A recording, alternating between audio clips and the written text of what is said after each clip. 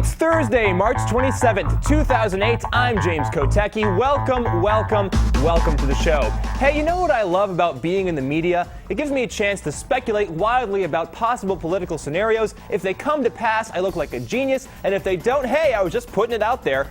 Well, few individuals have been more speculated on in this election cycle than Al Gore. And now Time magazine jumps back in the fray with a story about how he could still end up being the nominee.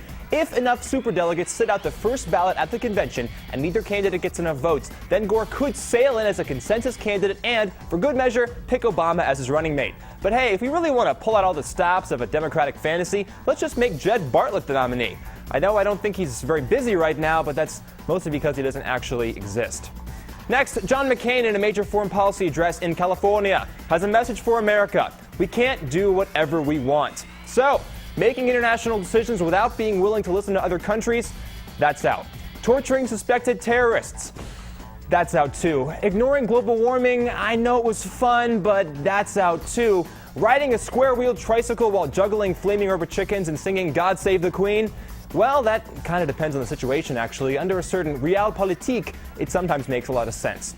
Finally, federal prosecutors are now saying that a congressional trip to Iraq was paid for secretly by Iraq's government. No, not the one we think we have control over, the one before that. Apparently, as the AP and our own Mike Allen report, the 2002 junket was organized by a U.S. citizen named Muthana al-Hanouti, who was working as a secret agent for Saddam Hussein and who organized and accompanied the congressional delegation to Iraq.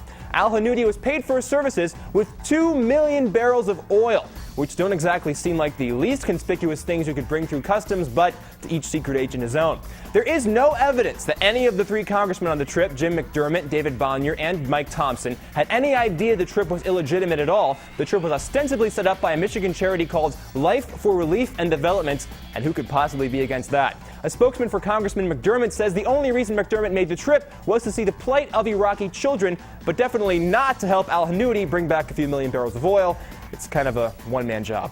Well, that's it for today's hit. Check out Politico.com/nothing. And don't worry, no matter what kind of goofy antics your realpolitik calls for, always make sure to save time for us right here on Kotecki TV. There we go. That's the true intimacy that the internet audience likes.